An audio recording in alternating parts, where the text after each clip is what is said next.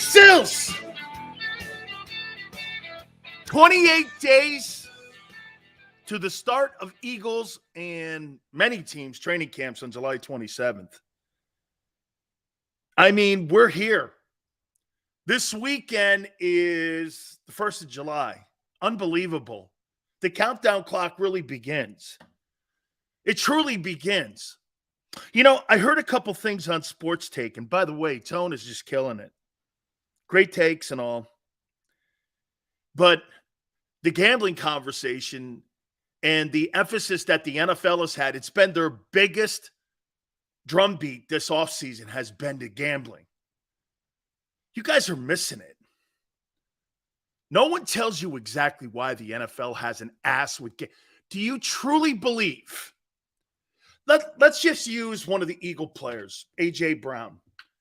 Do you truly believe that A.J. Brown, if he bet on a Colts Jaguar game, that has any bearing on his game, his career, or anything that he does in Philly? Does that have any bearing on his career? No. Zero bearing. And for the record, too, say AJ bet on the Eagles to win. Most players in the NFL are not going to bet to lose. Say they bet to win. Why do you believe that the NFL is nervous about the players gambling? Okay? Why do you believe that it's important to the what is the number one thing? What's the number one thing? What do you think aggravates the NFL the most about the gambling? And why they're so concerned? I have never heard anyone say it. It's so right there. Okay? It's so right in front of you. Why all these peeps get suspended for substance abuse issues, but Trombe, Rodgers, dude, Steve, I'm going to get to that in a minute. It might damage their ability to remain partners with it. Players possibly cheating? JB, Tone and everyone. As some of you know, I worked on Wall Street, and I worked at a firm called Bear Stearns. Michael Milken was part of that firm, and he went to jail for insider trading. What the NFL owners don't want is that the players will have more of an inside scoop than the gamblers. Who better to know who's playing and who's not playing, really? That injury report is for the gamblers. Players will have inside trading information. They talk to each other all the time. AJ talks to Jonathan Taylor. Hey, what's going on over there? Yeah, I may not play, man. I don't know. They got me listed as questionable. Not a chance in hell I'm playing. Well, shit. I'm betting on the Jags to beat the Colts. It's got nothing to do with me throwing a game. That has zero to do with me. It's insider trading. The Securities Exchange Commission, when I had to get my Series 7, that's the number one thing they watch out for corporations. Martha Stewart went to jail for that. Is insider knowledge. You're AJ and you call your boys in Tennessee. Not a chance Tannehill plays this week. Yeah, but the Titans have him listed as questionable because what you're trying to do is still get your team that you're playing against, the Steelers, to still think the kid's going until game day, right? Then it calls the game day decision, fully knowing well that he's not playing. Insider trading. The players can make a mint doing that. This is about following the money. Well, dude, that's the stupidest thing on the planet. Well, players will have inside information, and they'll fix games. Come on, dog. You think you're going to go out there on a football field and get your ass broken up for what? One moment, and then you ruin your career. Now, and get this, in the NFL, most of the time, what? The stiff players that don't make the money don't see the field anyway. A.J. Brown makes $25 million. Hey, if I can make an extra $20,000 in a game, knowing that my boy Jonathan Taylor's not playing, I'll do it. Nothing wrong with that. Absolutely nothing wrong with that. Okay? Nothing wrong with that. Owners don't want that kind of power that the players have because it nullifies the injury list on Thursdays. Questionable. All of a sudden, you see a lot of the money going towards the Jags. Something must be up. NFL players are putting their money on the Jags. Why? What happened? Players in the league know that Jonathan Taylor's not playing or Tannehill's not playing in Tennessee. Okay? It's not point shaving. It's inside knowledge. It's not point shaving. How can a defensive tackle have point shaving? Seriously, how in the world could a right guard have point shaving? A right guard. How could he have point shaving? Where in the world would he have any impact when it comes to fixing a game? Now, I get the quarterbacks, receiver dropping the ball in the end zone. Truly, the only guy that could really fix a game is the place kicker. Okay? He's the only guy, really, because he has the clock and the game in his hand. You put him in a position, the kicker's really the only guy that could truly fix a game. Not the quarterback. Guy throws 4 picks. We must be watching a Kirk Cousins primetime game. Okay? Insider trading. Nobody cares about players making money. They care about the perception of integrity. Are you under the impression, JM, that the NFL has integrity? When you can suspend a player for a year for gambling on a turtle race or a lacrosse professional game, but you get 4 games for slapping the shit out of a chick. Integrity? You better put that one away. Don't ever use the word integrity and the NFL in the same sentence. I could get more games for betting on a professional lacrosse game than I can for beating my wife. Oh, integrity. That went out the window when they gave the guy in Cleveland a raise.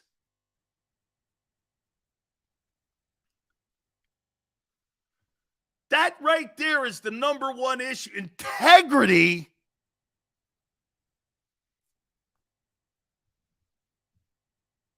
JM, I see what you're saying too with your add-on, which might lead to the league not being able to remain partners with the gambling agencies. You mean like FanDuel, right? And MGM Bets and those folks, right? You're right. The gamblers would start kind of pushing back from that. Because get this, do we not agree that the players and the owners in the gambling conversation is this, right, JM? It's getting further apart. But the gambling and people like FanDuel, right, JM, are getting closer. The new business partners with the NFL are the gambling and casinos and the networks. The players are now the third partner. Yes, absolutely, JM. Absolutely. The NFL's trying to draw in the gamblers as more of a business partner because that's where the money is. There's billions and billions of dollars bet on the Super Bowl. The players have nothing to do with that, but these gambling houses in Atlantic City and now around the country on the Indian reservations, now that the Indian reservations now are big partners like in Florida, and now that gambling's legal, whoa, you're trying to draw that extra revenue in. So when I hear old school people talking about integrity, of maybe throwing a game. This has nothing to do with that. This has everything to do with servicing a brand new business partner. Gambling. Gambling has blown up in the NFL. And the owners don't want the players because you know why? That asshole, D. Smith, collectively bargained the worst deal in the planet for the players. And that thing is set for the next 10 years. And the players will not get a piece of the gambling. You should be collectively bargaining that and splitting that revenue. No way. This has nothing to do with fixing games. This has nothing to do with fixing games. This has everything to do with another revenue stream that the NFL wants. And because D. Smith put this 10-year collective bargaining agreement intact, the players will not get a chance to benefit from the gambling and the game that they built. That's what this is. And if A.J. Brown finds out that Kirk Cousins is not playing in a game and he's not playing in week 11, that's insider trading where he makes a bet. Well, the Vikings are going to lose that game. It's so petty. So petty. It's so petty. Okay? JB, the next NFL, I think it expires in 10 years, 8 years, something like that. It's the worst deal on the planet. I mean, if the NFL Players Association was as powerful as the NBA Players Association, they would boycott. I mean, dude, the NBA, I'm jealous of the NBA players. They're a powerful group. Dude, they get owners removed. Dude, you see when you heard that when LeBron James, hey, how about this when LeBron James went like this? I'm not playing in Phoenix. You're not going to catch my ass playing a ball game in Phoenix. Then you get Chris Paul going. I may not even show up when he was there. All of a sudden, you got people going like this in the NBA, and Adam Silver going, we got to get this guy out of there. When Donald Sterling was found out to be a piece of shit for his racist ways, they removed him. They removed him. That's a strong group of dudes, man. When you could dictate policy. Yeah, Barbara goes, nobody watches the NBA? I'll tell you what, they do in China. Hey, Barb, you may say that in America. Ratings were pretty good this offseason here. But they watch it in Europe, and they watch it in China. And they get a ton of revenue. And by the way, did you see what the NBA just did? They opened up the ability for the Saudis to come in and start investing. Wouldn't shock me in the next 5 years if Saudi Arabia has a percentage of one of the basketball teams in the NBA. NBA's smart, man, but they got to do it with their players. The NBA player, man, dude, he's guaranteed $250, $265 million. This guy's over $250 million. Jalen Hurts' contract's not guaranteed. He's got guaranteed money, but $255 is not guaranteed. Again, that's what, hey, so look at the things, everyone, look at the things that the NFL has bitched about the most in the offseason. The guaranteed contract in Cleveland and players gambling. They don't want players to have guaranteed contracts, and they don't want you to have a piece of their new business partner. I'm sorry that I have to be the only one that points this out because everybody's in the pocket of the NFL because they're mouthpieces, just so they could get the key fob and go into those buildings. That's the truth. Integrity. Since when does the NFL have integrity? Yeah, why don't you ask some of the black coaches that don't get opportunities to coach again? Ask them how that Rooney Rule works. It's a joke. The Rooney Rule. Yeah, like every team practices it. Yeah. How many, and by the way, for the record, how many black coaches did the Eagles interview after Doug left? How many? I hate to point that out to you. How many? Did Staley get an interview? Did Eric Bieniemy? Leslie Frazier did? Okay. Oh, okay. So he was the sacrificial lamb. Yeah. Where's Leslie now? Is he in Buffalo, I think? Integrity. I heard Tone say something today. So you got a guy in the NFL right now that has basically admitted to being a psychedelic drug taker. This guy's a keynote speaker at a Let's Get Psychedelically High and talking to people and telling them how he takes psychedelic drugs. That's illegal. Against the bylaws of the NFL. You think they're going to suspend Aaron Rodgers for that? Correct me if I'm wrong. Didn't Zeke Elliott get a ton of shit because he walked into one of those weed places in Denver when the Cowboys played against the Broncos? Didn't he get a ton of shit for that in a letter and a scolding from the NFL Park Avenue guys? Because he walked into a dispensary in Denver? Didn't he get a ton of shit for that? So Aaron Rodgers is a keynote speaker at a psychedelic admitting that he's a drug taker of illegal drugs.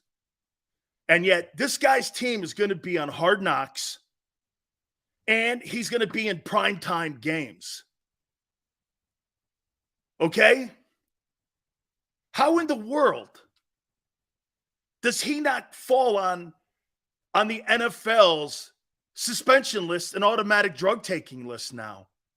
How does Aaron Rodgers not have to go into the NFL protocol for drug testing? How is he not being demanded that he takes a drug test now? And random drug testing. He's admitted to taking illegal drugs. He's admitted to taking illegal mushrooms, smoking weed. How is he not in the drug policy? You'll kick Josh Gordon out of the league. And you'll suspend dudes. Hey, I'll tell you what, man. You could smack the shit out of Mary Jane, but you just can't smoke her? Or wait, some can. Talk about hypocritical.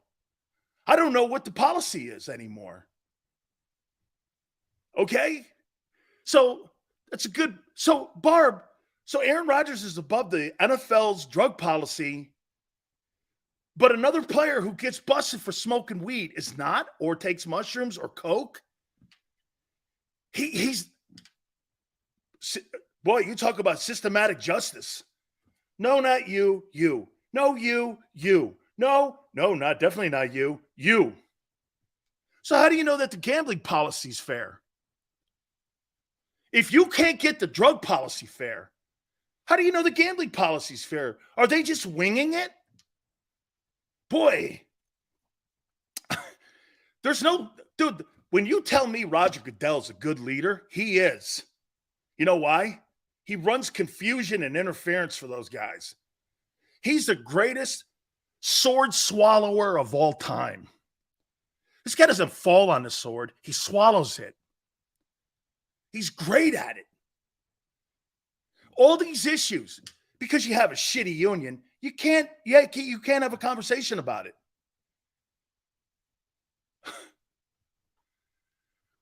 Bears goes, Dan, nobody in the chat thinks players should be able to gamble on NFL games. I don't give a fuck about that. I don't give a fuck what they think. I care more about fairness here to the players. And that's not fair. I don't care. So, because, you know why I don't care? Because at the end of the day, you're not being and serving justice for all. If you had a rule that says conduct detrimental to the league will not be tolerated anyway, Deshaun Watson should have never played again in the history of the league.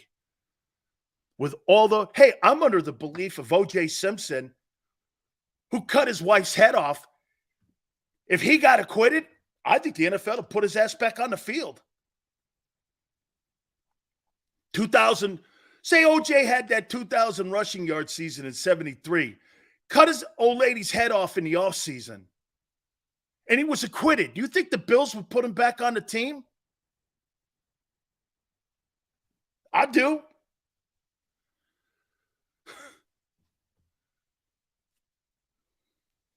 Here's something else to think about.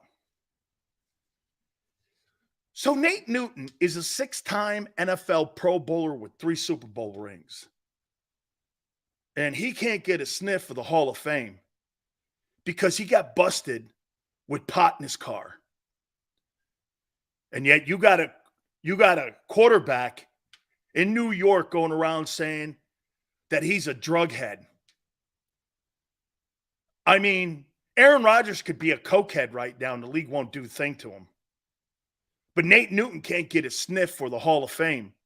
6-time, he's got more Pro Bowls than Lane.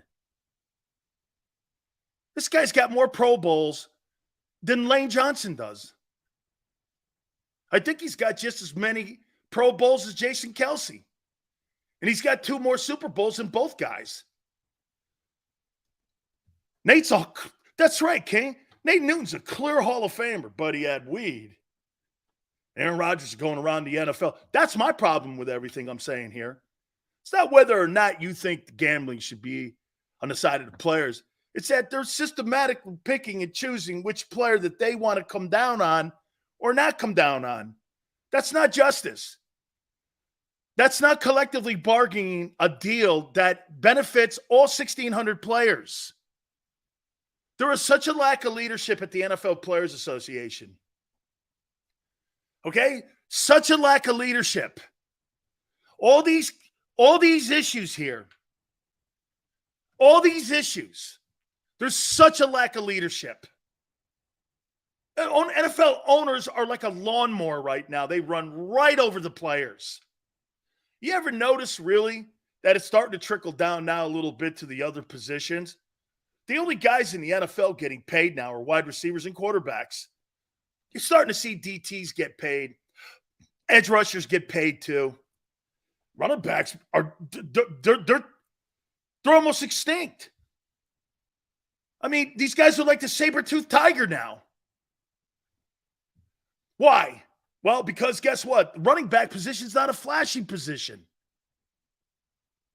It's not an instant score position. Wide receivers add flair to the game. Running backs don't. Okay? Gambling integrity. Since when does that matter to the... Why should the players have the integrity that you're looking for, but the owners don't? Why?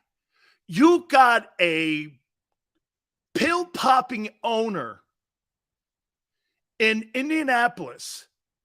You had a racist, sexist owner in Washington, D.C., of all places. Jerry Richardson was a misogynist in Carolina. Jerry Jones has had numerous situations where people questioned. This guy's at an Arkansas rally as a young kid, not allowing blacks into a university. No, it's Jerry. Oh, okay. He was young. Okay. He made a mistake as a young. Okay. Okay, I guess. Don't let a player do that, like Drew Brees make a comment about standing for the flag because he disagrees with Kaepernick. He's a racist. Oh, I see. And Drew, with a disingenuous apology, had to. Guy did so much after Katrina for all races. supported everybody, went down, he and his wife put $5 million into the community to try to get people up on their feet. That didn't matter. And whether you agree with Kaepernick or not is not the point, and I'm not debating that. I'm debating there should be some standards here. This thing that just came down with affirmative action from the Supreme Court, you think that really helps minorities? Why in the world would Harvard go into the inner cities and take poor families and put them in their universities? They look for the rich people. That's going to favor white rich people. Affirmative action was just as awful and stupid, though, as the Rooney Rule. Rooney Rule was actually affirmative action. Has that worked too? Come on, man. Not to put, again, you think really universities are going to go, yeah, I'll take that black kid from Washington, D.C. or Philly. How much money does his parents have? None. That ain't working. Yeah, it costs like $90,000 a semester to go to school at Harvard. How many inner city families have that money? White or black?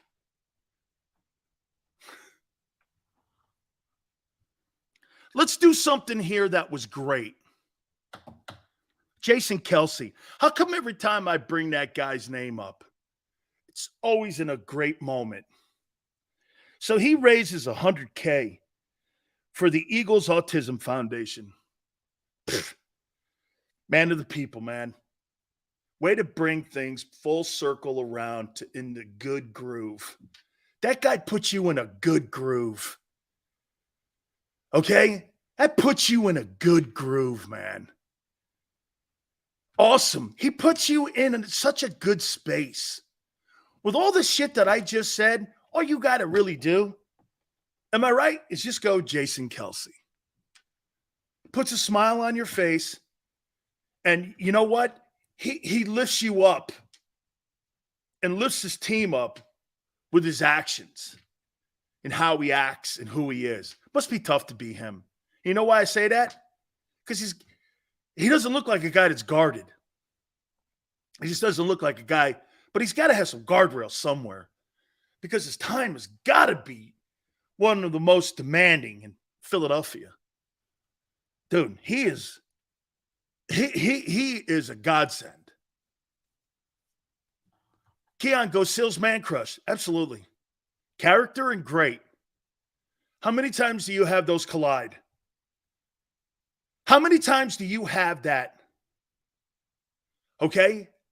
How many times do you have that collide? Great and spectacular guy.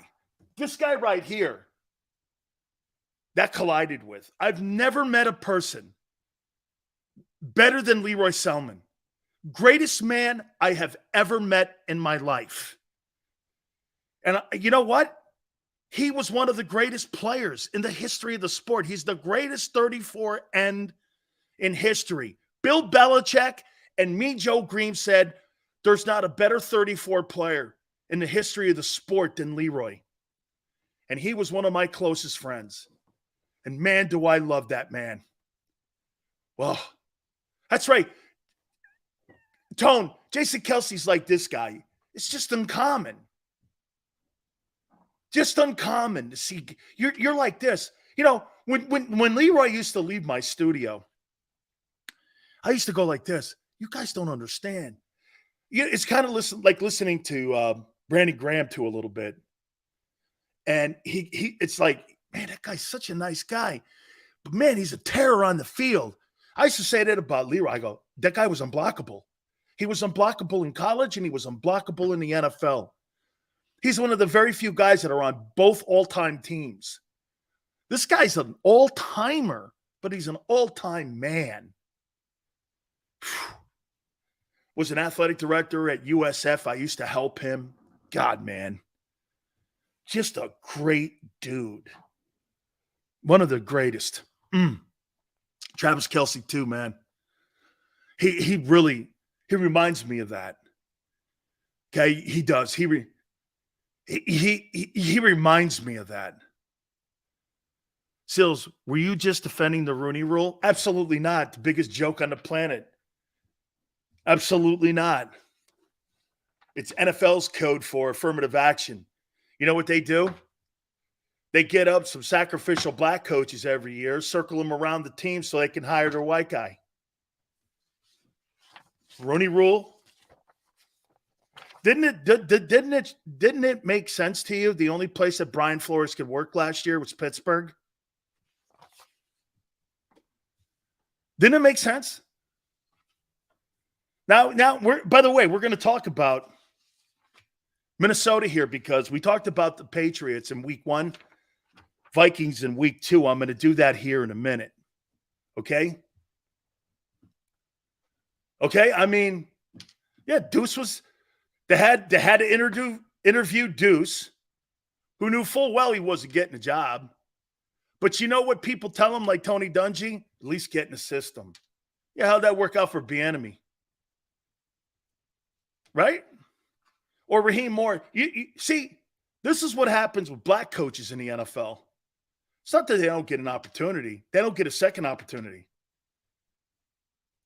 They don't get second opportunities. That's how they get you. You think David Culley's ever going to get a job again? Really? And by the way, so you fired Jim Caldwell, and last year was the best record that the Lions had since Caldwell was up in Detroit. And you know, I mean, Lovey had a winning record his final year. Brian Flores turned around the Miami Dolphins. These guys ain't getting second opportunities, not for a while. Raheem Morris is still the DC in the Rams. He's won a Super Bowl already. How come he's not in the mix for head coaching jobs? I'm sick of that. And sick of bringing that up because it's so obvious. And the NFL goes around telling you that they believe in diversity. Okay. Oh, wait, integrity. Let me ask you this. The hiring practices of the NFL, do you think they have integrity? Does anybody think the NFL hires with integrity? You're worried about gambling. Well, you know, we don't want the players' integrity of the game.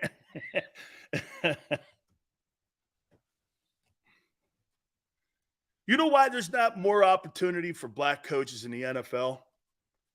They limit them in position coaches and OCs. And there's one general manager. How many coordinators are African American?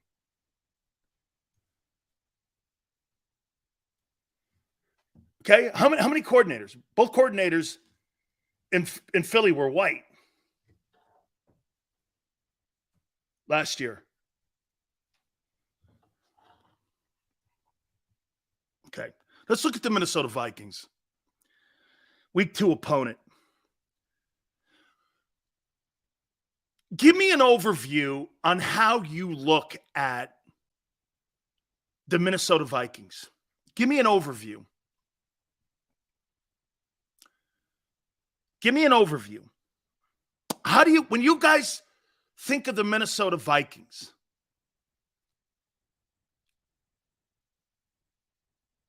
what's your takeaway from them? How would you categorize Minnesota? Where are they in the hierarchy in the NFC this year? Going into, look at Jack. Talented but soft when it matters. Wow. Vikings hemorrhage all their weapons except JJ. Just stop Justin Jefferson. Need a quarterback to get to the next level. Kirk Cousins at night. A team that can score with anyone, but just can't get away and get out of their own way. Going to fall off. I look at the Vikings that had a lucky year last year. That won't happen this year. They've been winning games up there, Barb. I don't know, Barb. They win. Can't win big games. Let me get into my synopsis on them. let me get into my takeaway and how I see the Vikings.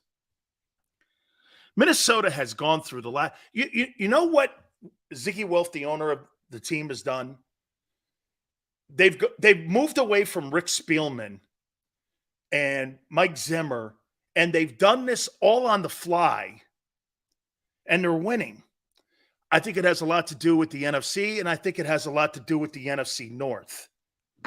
Minnesota in 2022 did those changes. And in 2023, in the offseason here, they've done some changing inside the roster here, too, in Minnesota. Again, week 2 opponent. Kevin O'Connell and Wes Phillips will once again run the offense. Offense is pretty potent. It's a potent offense. On defense, Ed Donatell's out, and they've brought in Brian Flores, who I think is a massive upgrade, probably their biggest upgrade move that they made in the offseason here. Okay? In 2022, the Vikings were 8th in scoring. That's pretty sensational when you're inside the top 10. I think that's a good number. And they're 6th in passing. Obviously, a lot of that's got to do with Justin Jefferson. Adam Thielen's gone. So they bring in that kid, Brandon. I can't think of his name. Brandon Powell? Is that his name? I think they bring him in. Plus that Jordan Addison kid they drafted out of Southern Cal who played at Pitt and started his career at Pitt. But what, for the life of me, I just don't understand. Because of $10 million, you felt you had to move off of Dalvin Cook. He's 28 years old. He was productive last year. Yeah, I can't think of the last kid's name. That the Brandon kid. They brought a guy in. I forget his last name. Forgive me here. You move off of Dalvin Cook. I don't get it. 1,100 yards, not a ton of carries. He's been productive. Like 5 years in a row now, he's got 1,000 yards. What did he do wrong for you not to think he was an integral part of what you're doing? You've just now made it incredibly difficult. I know, hey, there's a running back up there right now that they're in love with. He's a young kid. Okay? He's a young kid. Dalvin is not wearing down. That's an absolute bullshit comment. The guy averages almost as many carries as Jalen Hurts does. 200 carries a year he averages. You're out of your mind. It's not a ton of carries. And he's had like 4 straight years or 5 straight years of 1,000 yards. It's not true. It's a bullshit comment. He's 28. Zeke's out of gas. And that's right. Jay, one of the worst offensive lines in the National Football League. Dalvin Cook plays behind that Eagle offensive line, which we're going to talk about in a bit here. That guy's a 1,700-yard rusher. Okay? So to me, again, it just doesn't make sense. There's conversation potentially about Zeke being looked at as a potential guy that they add in Minnesota. Why? I just don't see it. Why would you add that? The guy has nothing left, and he's been systematically going downhill ever since, behind a pretty good offensive line, too. Just doesn't make sense. Justin Jefferson, the Eagle man, is special. I'm going to start calling him the Eagle. Justin Jefferson, the Eagle. I don't know why. Remember what I told you, Tone? Justin Jefferson. So every time I say Eagle, you'll know it's him. Okay? He's just a special player, man. He really unbelievable. Now you put Jordan Addison on the other side too. I think they're going to have maybe potentially a pretty good looking offense up there, but they've got to be better on defense, and especially at the cornerback position. Okay? They've got to be. Hey, Keon. Eagle special, isn't he, man? He's maybe I should call him Howie Jefferson. Hey Howie. So let me get this right. Jalen's his greatest pick and his greatest failure is Justin Jefferson. Okay. Howie Jefferson. So in closing, I would say this about the Vikings. 11-win team. I want to see Detroit and what they're going to do and how they're going to play against Minnesota. I think everybody, a fantasy pick all year in the offseason has been that the Lions have been one of the favorite picks of everybody, that they're going to win the NFC North. I still think you got to knock that team off. And Minnesota can play, man. The question marks are going to be on the defensive side of the ball. They were really good in turnovers last year, as they were the year previous. They get the ball down the field. They score a ton of points. But again, like you said, they're all, can I say, they're almost a version of the Cowboys. They just don't play big in big games. Them and the Cowboys are the same. They don't play big in big games, Minnesota. That's got to change. Hey, by the way, I've said this comment to you before. What's different from Kirk Cousins and Dak? What's the difference? One plays in Dallas? Is it Dak Prescott, Kirk Cousins? Okay. Hey, Rocksteady, Justin Jefferson isn't just anybody. He just isn't anybody. You took a dude from TCU who have had no success at the wide receiver position in the NFL ever. Wide receiver position at LSU has been amazing. So you know that those rooms at LSU are gifted and talented. Ask Brian Kelly why he left Notre Dame. You don't draft from TCU quarterbacks or wide receivers. I've never heard of one. Never. You know why they don't make it in the NFL? Nobody plays defense in the Big 12. What kind of corners do you have in the Big 12? Got wide open lanes, wide open space. Anything like the SEC, you're going against the best players in the country. Patrick Surtain, who's one of the top corners. You're playing against dudes like that. Take a guy from TCU is like taking a guy from North Dakota State. Wait, you've done both. Think of that. Every quarterback that's come out of North Dakota State has sucked. Every player that's been in the NFL in North Dakota State has sucked. But hey, not in Philly. Okay. So again, Minnesota. I think Minnesota's going to have another good year. But dude, once again, you got to win big games, guys. You got to win big games. All right. I get two topics here. And before I get into the Jalen Hurts topic, where's this? Here. Tell him, I heard you guys kind of talking about this, and I want to broach it a little bit. I'm going to say this to you guys about the 2017 Philadelphia Eagles offensive line. And I'm going to do it, and I know the Super Bowl had a replacement at left tackle for Jason Peters. So I know there was a different guy that was stepped in there for Jason Peters when he got hurt. And here was the starting lineup for the Philadelphia Eagles.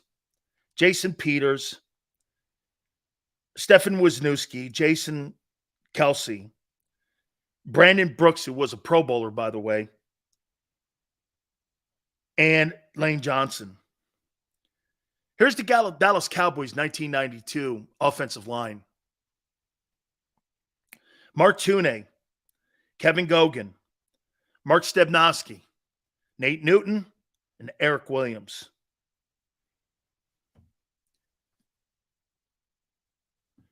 I think these are the two best offensive lines in the last 35 years. Dominant. And quite frankly, there's 3 Hall of Famers on this 17 team. Peters, in my opinion, and Kelsey are first ballot Hall of Famers. Lane Johnson's probably a second or third because of the right tackle designation that's on him. And it'll be looked at by voters. I know you don't want to hear it, but he'll probably be a third ballot because of the right tackle. If he's a left tackle, he goes in on the first ballot. Because he's right tackle, whether he's the most dominant right tackle in NFL history, it won't matter. It won't matter. It's how it's how all the voters, I told you, and I know how they vote.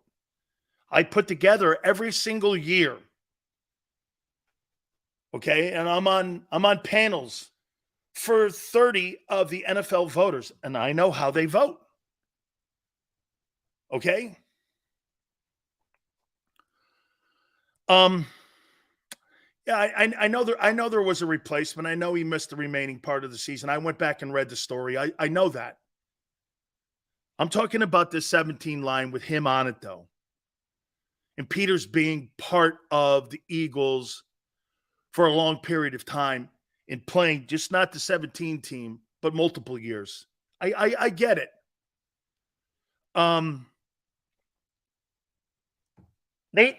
Mark Tunay will never see the inside of a Hall of Fame. He did make 2 Pro Bowls. Kevin Gogan had 3 Pro Bowls. He'll never see the inside of a Hall of Fame unless he's buying a ticket, and I love Kevin Gogan. Mark Stepnoski, 5 Pro Bowls. Kelsey, 6. Who's better? I played against Mark.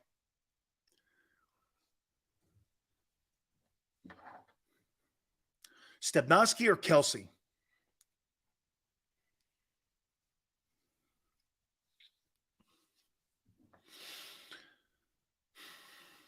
Stepnoski or Kelsey from that 92 Cowboy line?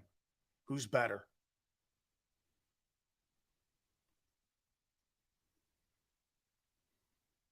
Wow. And by the way, for the record, Stepnoski played guard in college and center in the pros because he was too small. Okay? So he moved from guard to center, where Kelsey was a natural. Okay? He was a natural center.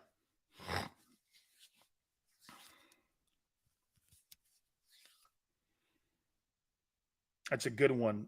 I'm going to say Kelsey.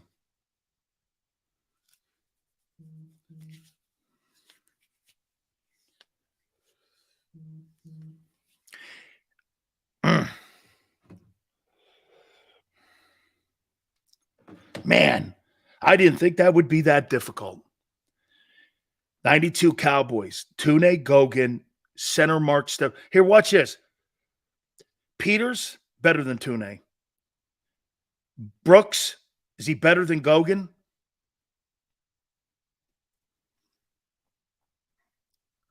Brandon Brooks, better than Gogan. Actually, no, excuse me. Wisniewski. Gogan's better than Stefan Wisniewski. Okay? The center position, I'm going to go Kelsey. Here's why. Jason Kelsey gets up on second and third levels. I don't really think Mark did as well a job at that. I think he was really aggressive. Mark was really good. He had to learn it, though.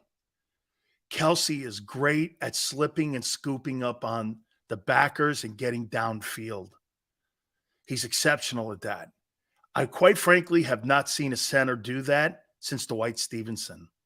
So I would have to say that pure dominance, both guys are real close. When it comes to just one-on-one blocking, I think it's probably harder to beat Kelsey on a pass rush than it is Mark because Mark's shorter. Mark's around 6'1.5". Kelsey's like 6'3", 6'2", somewhere in there, 6'2.5". And I don't think Mark was 300 pounds. Mark was more like 275. So you can lift him. And you can get him up off the ground if you get his feet moving. Kelsey's a wider based guy. He uses his hands more. He keeps you separated too.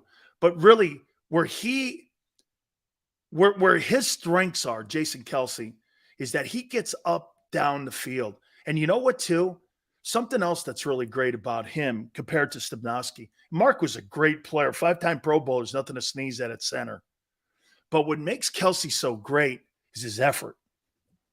His effort downfield. He never quits on the play until the whistle. Every single play that Jason Kelsey, there's a play call for him, he goes to the whistle. You know, it's one thing to hear a coach say, go to the whistle. Not every player goes to the whistle, especially if it's not front side to you or, your backside of a play if you're a wide out or what have you. Bart Oates was good, but I think I think Stepnoski and Kelsey are Brad was good, especially in a dominant offensive line that ran the ball the way the Giants did back in the day. Kevin Mawai was exceptional. Mawai's in the conversation with Stepnoski and Jason Kelsey.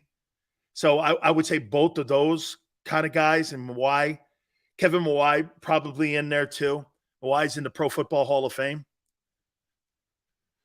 Plus, remember, Stepnoski never had to do shotgun snaps. Absolutely true. That's a great point. Philly 4 for 4. That's right. Troy Aikman never went out of shotgun. Why? Well, you had Emmitt Smith back there. You're not going to go out of shotgun. Why would I take the number one element away from my team, which is running the ball, by putting my quarterback in shotgun? The Cowboys never played out of a shotgun because they played with a fullback and a running back in an I formation. You're not going to have shotgun formation unless it's 3rd and 8 or something like that. And maybe you would do something there, but you're right. I don't ever remember Stepnoski having to do shotgun. And what makes that so hard is snapping the ball, getting it back. And when you put a guy in shotgun, I'm going to put a guy like Aaron Donald on my center. I'm going to line him right up. You got to, because remember this, that's a really great point, 4x4. That's a really great point. So you got a center like Kelsey who goes in shotgun, snaps that ball back, and it's his hands through it, and he's got to get that hand up. And basically, before you get that hand up, you got to block Aaron Donald. Donald's got that hand slapped, and you're doing it with one hand, and you got to quickly get that hand back out. And what happens? You usually give up the shoulder, and he's around you. That's why Aaron Donald, man, shotgun centers, you're going to line Aaron Donald up in a one technique, and I'm going to go to town on you if you can't get that ball back quick enough. That's why you see poor centers sometimes with missed snap counts, moving the ball, because you're trying to get an advantage on these big-time guys like Fletcher Cox. Dude, you put a guy like Fletcher Cox on Mark Stepnoski or any of these other guys, and they don't get that hand up in time, Fletcher's 330 pounds, man. He's going to put you on your bonnet. That's a tough play. That's an absolutely tough – that's an elite play that you have to do when you're a center. That's not as easy as you think. And most of the time when you're snapping it in shotgun, you're snapping it blind. You look down, and then you got to look up, and you're snapping it blind. Okay? It's really great. So Kelsey gets it over Stepnoski. Brandon Brooks is not Nate Newton. He's a good ball player. But Nate's a Hall of Famer. He just had a drug issue. Get this, in his post-playing career, that should have no bearing on Nate. You know what? When Jason Cole comes on today at 5:30, I'm going to ask him, why is Nate Newton not brought up? He had no drug issues when he played, and it was after the fact, and he's a 6-time Pro Bowler. You know, there's lesser guys that have gone into the Pro Bowl or into the Hall of Fame with lesser Pro Bowls than Nate. And Nate's got 3 Super Bowl rings. Okay? Nate's got 3 rings, made the All-Madden team numerous years, and he's a 6-time Pro Bowler. Okay? So Nate's better than Brandon Brooks. Lane Johnson or Eric Williams. Wow. Both 4-time Pro Bowlers. Who's a better right tackle, Eric Williams or Lane Johnson? And for the record, Eric Williams has 3 Super Bowl rings. I'm going to ask the question. I'm going to ask all these questions to Jason. Eric Williams has four Pro Bowls, and Lane Johnson has 4 Pro Bowls as the right tackle. Who's a better tackle? Wow. I didn't think Stepnoski and Kelsey would be that hard. This is even hard. Eric Williams or Lane Johnson? Whew.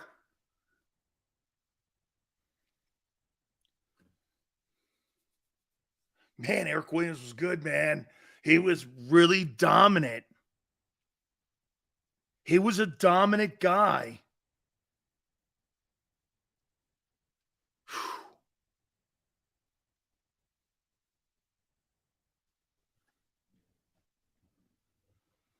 Eric Williams is from Philly, too?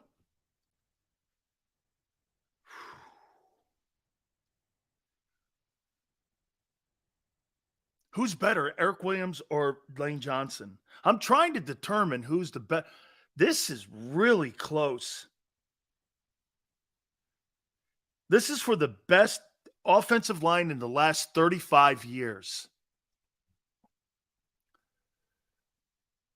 By the way, I think Eric Williams is a Hall of Famer.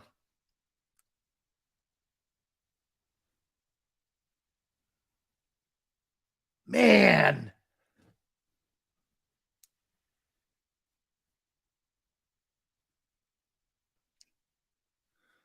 Both big, physical, both athletic, both. Eric, I thought, had a nastier way about him. Lane is so athletic. I think Lane is more athletic, and I think Eric had more of an attitude. I think Lane's more patient. Eric's more aggressive. They're almost 2 completely different type of guys, but yet got the same result. One guy, man, hard to beat. Great in the run game. Was instrumental in the offense, running the ball with Emmett. Now, Emmett solidified everything and made these guys look even better than they were. But they're very this is a hard exercise. That just shows you how great that 2017 offensive line was. Okay? That just shows you how great that 17 line was when you're comparing it against the first offensive line in the Cowboy Dynasty run. Flacco says you got to make a decision. Lane or Eric? Man. I'm going to ask Jason this too.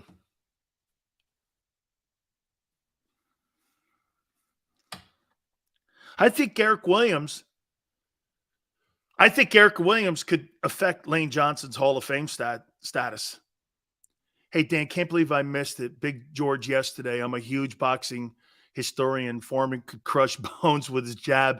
Thank you so much, Marky Dan. Hey, the interview's right there for you, too, on JAKIB Sports. I hope you get a chance to go back and watch it because we had a little bit of connection issues on his end. But, you know, George, anytime you get Big George Foreman on, thank you so much, man. You know, hey, you want to hear something? Hey, Tone, you want to hear something crazy? So Mike Missinelli texts me and he goes like this: how in the hell did you get George Foreman on? And I'm like, hey, Mike, for every 20 people I know, you got 20 people I don't know. And he goes, yeah, but George Foreman. And I go, I get it. I get it. So thank you, Marky. Boy, Eric Williams did punish people, Ray. He surely did punish people. Oh, man.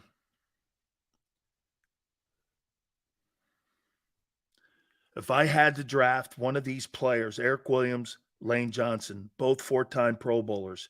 Hey, Eric's not in the Hall of Fame. Does that affect Lane Johnson? It might, because if I'm struggling with this, so are the 50 voters going to struggle with Lane.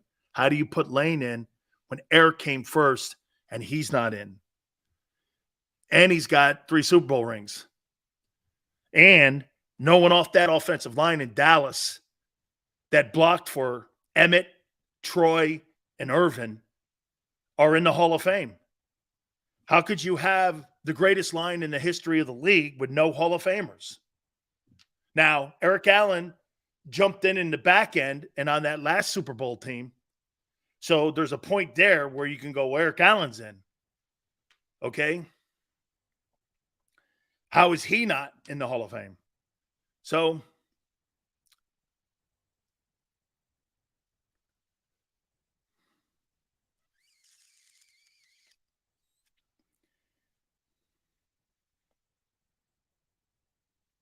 man,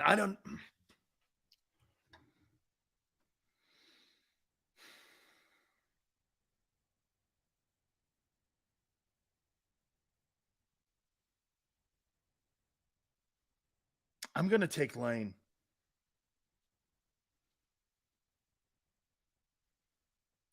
Hey, Tone, can you do me a favor before I go to timeout? What round was Eric Williams drafted in? Okay. What round did he get drafted in, Eric Williams? I know Lane was in a top 5 pick. Okay. I watch this. I bet you Jimmy found another guy. 3rd round. I was a higher draft pick. He was a 3rd rounder.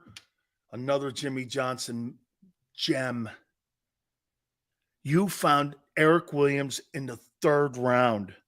Nate Newton was an undrafted free agent because he was a USFL guy. Stebnoski was like a 2nd or 3rd rounder. Gogan was a late rounder, and Tune was a free agent. Wow. I'm going to go Lane. I'm going to go Lane by a Ritz cracker. Boy, I tell you, man, that's a great debate there. What line now, before I go to timeout, what line is better? Okay. The 17 Eagles or the 92 Cowboys?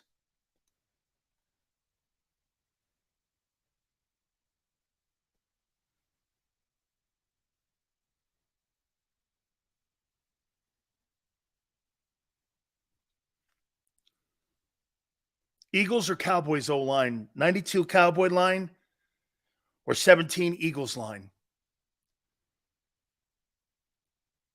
Wow, look at Quan, 92 Cowboys. Not by a lot, though, Quan, right? Maybe the Cowboys? JM's like Cowboys face tougher defenses. Whew. This is a great exercise. I think these are the 2 best O-lines I've seen in 30 years. And I know you had a replacement at left tackle for the Super Bowl because Peters got hurt.